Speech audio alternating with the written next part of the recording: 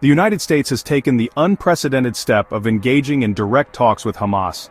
This move marks a significant departure from long-standing U.S. policy. It reflects the urgency of securing the release of American hostages held in Gaza.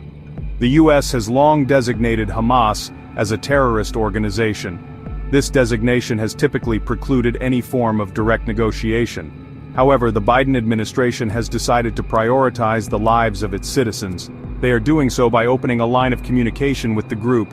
These secret talks have been met with a mix of hope and skepticism. Some analysts view it as a necessary gamble. They argue that it represents the only viable path to bringing Americans home. Others express concern that it legitimizes Hamas.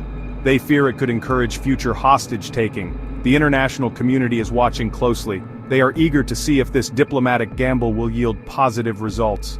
The decision to engage with Hamas has not been without its critics. Some argue that it undermines years of U.S. policy. Others worry about the precedent it sets for future dealings with terrorist groups. However, the Biden administration has defended its decision. They cite the paramount importance of protecting American lives.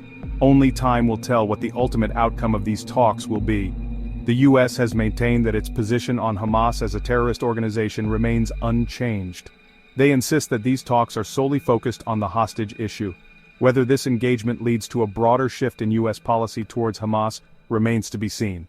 Recent diplomatic efforts have shown some progress, with both sides cautiously optimistic about potential breakthroughs. The U.S. has provided updates on the negotiations, emphasizing their commitment to resolving the hostage crisis. International reactions continue to pour in, with global leaders closely monitoring the situation. As negotiations progress, the world watches with bated breath, hoping for a peaceful resolution. Former President Donald Trump, known for his unconventional approach to foreign policy, has once again inserted himself into the ongoing situation. Recently, he issued a stern warning to Hamas. Trump threatens severe consequences if the group does not release all American hostages. His warning, delivered through various media appearances, emphasized his no-concessions stance. He reminded Hamas of his administration's tough stance against terrorism. Trump's statements have been met with mixed reactions. Some applaud his strong stance, arguing that it sends a clear message to Hamas. Others, however, criticize his rhetoric. They say it could inflame tensions and jeopardize the delicate negotiations. Trump's involvement adds another layer of complexity to an already delicate situation. His pronouncements, while not carrying any official weight, have the potential to influence Hamas's calculations. It remains to be seen whether his intervention will help or hinder the ongoing efforts to secure the release of the hostages. Despite being out of office, Trump remains a powerful voice in American politics. His statements on Hamas carry weight, particularly among his supporters. The Biden administration must navigate this reality carefully. They aim to avoid escalating the situation while working towards a resolution. At the heart of these high-stakes negotiations are the lives of American citizens held captive by Hamas. Their plight has gripped the nation, becoming a focal point of media attention and public concern.